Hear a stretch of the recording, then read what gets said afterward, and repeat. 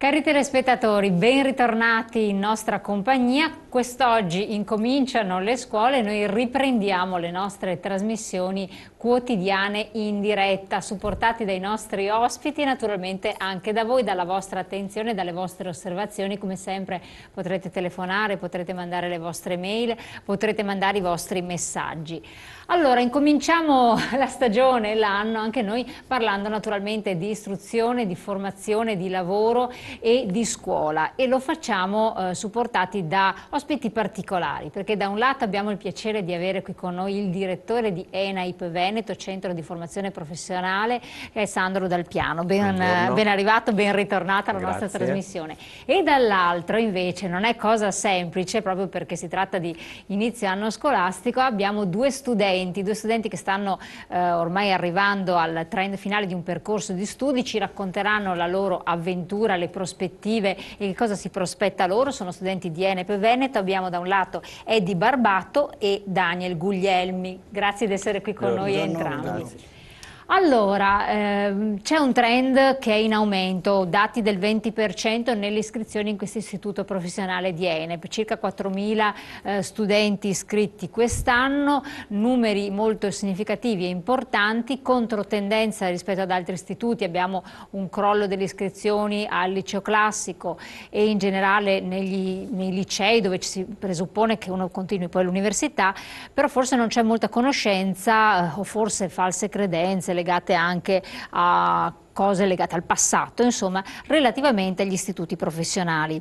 Noi abbiamo dei dati proprio di questi giorni, peraltro il Presidente del Consiglio insiste molto sull'aspetto della formazione scolastica, dove manca proprio un rapporto tra mondo della scuola e mondo del lavoro, cioè i ragazzi sono spaesati, non riescono a trovare la via d'ingresso, e invece noi, chiacchierando fuori onda, tanto con Eddie quanto con Daniel, voi la porta d'ingresso l'avete già trovata, la tenete un pochettino ferma là perché dovete finire, assolutamente, sì, però ce l'avete già aperta ed è una cosa ottima. Allora, prima di sentire la loro storia, vi tengo in suspense. Direttore, a lei, vediamo un po' di capire come mai questi enti di formazione professionale, che non sono presenti ovunque in Italia, ma comunque nel nord ci sono, hanno avuto questo incremento. Che cosa si cela dietro? Ma si cela con soddisfazione prudente. Posso dire che le famiglie stanno comprendendo il significato e il valore della formazione professionale nella scelta del futuro dei propri figli. Complice un po' il momento di cambiamento anche economico, sociale, complice anche il fatto che in un mercato del lavoro che è sempre più difficile, i giovani possono trovare delle risposte significative nel proprio percorso scolastico e quindi poi nell'ingresso nel mondo del lavoro attraverso la formazione professionale. La formazione professionale, diceva bene, è uno dei canali, anzi è all'interno del canale dell'istruzione e formazione professionale, quindi istruzione tecnico-professionale, i famosi istituti professionali di Stato, e la formazione nei centri di formazione regionali sono all'interno dello stesso canale. Quindi non c'è più una dicotomia come magari poteva essere in passato, che creava anche un po' di confusione, di sovrapposizione. Beh, i dati confortano, perché abbiamo un 6,5% circa di calo, sono dati ultimi relativi a quest'anno, dei licei classici. Una tenuta, quindi non una crescita ulteriore, dei licei scientifici. All'interno del mondo dell'istruzione e formazione professionale abbiamo circa un meno 2% sugli istituti tecnici, quindi più o meno stabili. Invece sui centri di formazione professionale, che come diceva lei, siamo all'interno di 5-6 regioni e quasi tutte concentrate al nord, abbiamo quasi 31.000 allievi in più. Significa che le famiglie stanno scegliendo i ragazzi, perché oltre alle famiglie ricordiamoci che i ragazzi hanno più rispetto alla mia generazione un peso importante. E credo che in questa scelta ce l'abbiano decisiva a questo punto. Insomma, hanno accesso a maggiori canali informativi, riescono, come dire, anche a essere più concreti, e hanno scelto la formazione dei centri di formazione, insomma, i percorsi formativi dei centri di formazione. Ecco, io qui vedo in nota 149 corsi formativi professionali, sono tantissimi, per far capire che cosa si studia all'ENAIP, dopo ce lo racconteranno anche loro nei loro corsi specifici, nella fattispecie poi tanto Daniel quanto Edi siete elettricisti, Esatto. per cui Elettrico, sì. ecco, per cui anche delle prospettive molto particolari e allettanti. Però quali sono questi corsi? Allora, noi quest'anno abbiamo 60 classi di primo anno, complessivamente sono 179 i corsi all'interno di ENAIP se vado a vedere i numeri, come diceva, sono 4.000 allievi ogni anno, circa 4.000-4.100, nei primi anni sono 1.550-1.600 allievi, significa che noi abbiamo corsi con 25-28 allievi, dai 22 ai 28 allievi per corso, cosa che negli anni precedenti non era scontato. I corsi che abbiamo sono quelli previsti dalle figure professionali dell'accordo Stato-Regioni, ancora di qualche anno fa, che ha identificato le figure professionali dei percorsi triennali che ogni regione può attivare sulla base della presenza del mercato del lavoro, delle aziende e dei distretti, quindi richieste diciamo, dalle aziende. Andiamo dal settore elettrico, quindi l'operatore elettrico, passando, che adesso va molto di moda, non so, al settore ristorativo, che sta avendo buona soddisfazione, se non altro perché il settore turistico alberghiero, a parte il tempo di quest'estate, è un settore che dà occupazione. Poi abbiamo il settore meccanico industriale, macchine utensili, che è quello vero, magari le esportazioni sono un po', come dire, ferme, ma la meccanica di alta qualità, in particolare qui nel Padovano, insomma, è importante, un settore importantissimo. Poi abbiamo il settore dei trasporti automotive, come lo chiamiamo noi, cioè meccanici auto, carrozzieri, il settore elettronico, abbiamo anche il settore del benessere, noi lo chiamiamo, cioè il benessere legato ai servizi alla persona, cioè gli estetisti, gli acconciatori, l'operatore turistico, altra quindi figura. Tanto per uomini quanto per donne, insomma, certo, quindi anzi, anche ci sono questo. Avete compagne di classe femmine? No, noi no, che siamo Ancora elettriciste non si cimenta. No, ancora. Ne abbiamo avuti nel settore elettronico, ci sono le ragazze, sì. anche nel meccanico, auto, abbiamo avuto, sono rare, però ci sono delle ragazze che scelgono anche figure prettamente, se si può dire, maschili. Anche se non esiste più il Anche se meccanico non di una volta, appunto, per cui tutta un'altra cosa. Molto più. Sono degli elettronici di fatto. Poi ci sono anche figure, per esempio l'operatore alle vendite, che cura poi il rapporto, la relazione col cliente, vengono assunti poi nei centri commerciali, così come nel settore del commercio, e sono un po' più vocati per le ragazze, insomma, che hanno sempre l'età dopo la scuola media tra i 14 e i 18 anni. Perfetto. Allora io adesso sono curiosa, voglio sapere la vostra storia. Chi vuole incominciare per primo? Te, cominci tu. Certo. Allora, dopo dalla scelta, finite le medie, sì, cosa è successo? Quindi che magari i ragazzi che ti ascoltano oppure i genitori si fanno un po' un'idea, perché tante volte andare a trovare questo non è semplice. Sì, io ho finito le medie, ho intrapreso un percorso di un istituto tecnico. Quindi non ti sei iscritto all'ENAIP direttamente? Non subito, non da subito.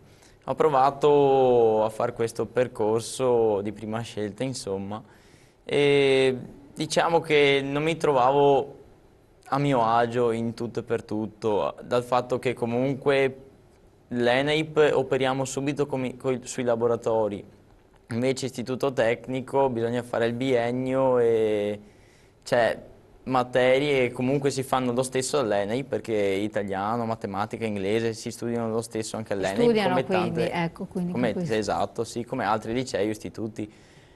Però il fatto di poter operare subito manualmente sui laboratori è un qualcosa che mi colpiva da subito.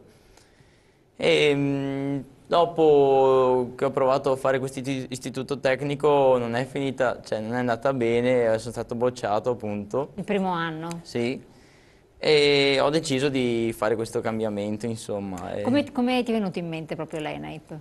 Ma ne ho sentito parlare da altri ragazzi che si lavora bene, nel senso che oltre a imparare un mestiere, proprio un lavoro, c'è anche un ambiente sereno ed secondo me è una cosa importante, insomma, dove si studia è giusto stare volentieri, insomma. Tu hai potuto sceglierlo oppure a casa hai avuto delle perplessità? Ne ho parlato, sì, certamente ne ho parlato con i miei genitori. Comunque la scelta veniva inizialmente comunque da me E poi ho sentito anche pubblicità dal fatto che si è pubblicizzata per radio, ad esempio, sentivo molto spesso anche... Quindi hai detto, eccoli. Sì, esatto, mi è venuta l'ispirazione, diciamo. E insomma ho fatto l'iscrizione e sono stato soddisfatto, perché Adesso tu da che anno sei? l'ultimo anno, il terzo. Quindi quest'anno chiudi con Esatto, la maturità, esatto. giusto? C'è la maturità? Dobbiamo cioè- fare degli esami quest'anno, sì, sempre con commissari e con tanto di prove esperte, esatto, sì. Però tu mi dicevi hai fatto uno stage anche. Certo, ho fatto uno stage di un mese, un'azienda qua, zona industriale di Padova, e sono stato soddisfatto dallo stage perché ti cimenti subito nel mondo lavorativo, è un qualcosa di diverso da scuola, cioè, è stato un bene per me e penso anche per molti altri miei compagni, perché provi già l'esperienza lavorativa, è già qualcosa di diverso al di fuori della scuola, e inizi a capire come funziona un po' il mondo del lavoro e cioè, è stato positiva come cosa.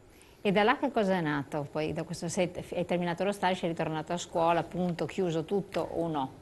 Io devo dire che nell'azienda in cui sono andato a fare stage mi sono trovato bene, tanto che ho fatto degli approcci, cioè sono stato in buoni rapporti con gente che ci lavorava, ma anche con datori di lavoro, tanto che durante il periodo di stage ho avuto una grande proposta, il quale in questa azienda c'erano 6 soci e uno di questi 6 soci, vedendomi operare, è rimasto soddisfatto e contento e mi ha addirittura chiesto e mi ha offerto se volevo andare a lavorare per loro.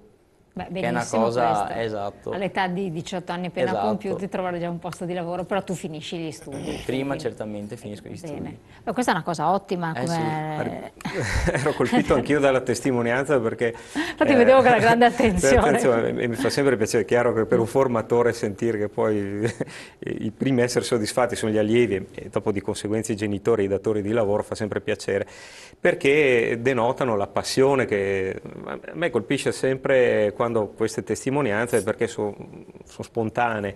Soprattutto quando dicono che, e prima citavamo il discorso cosa si insegna all'ENAIP, noi siamo in grado, dopo un percorso che è durato parecchio tempo, di insegnare, se così si può dire, per competenze. Cosa significa?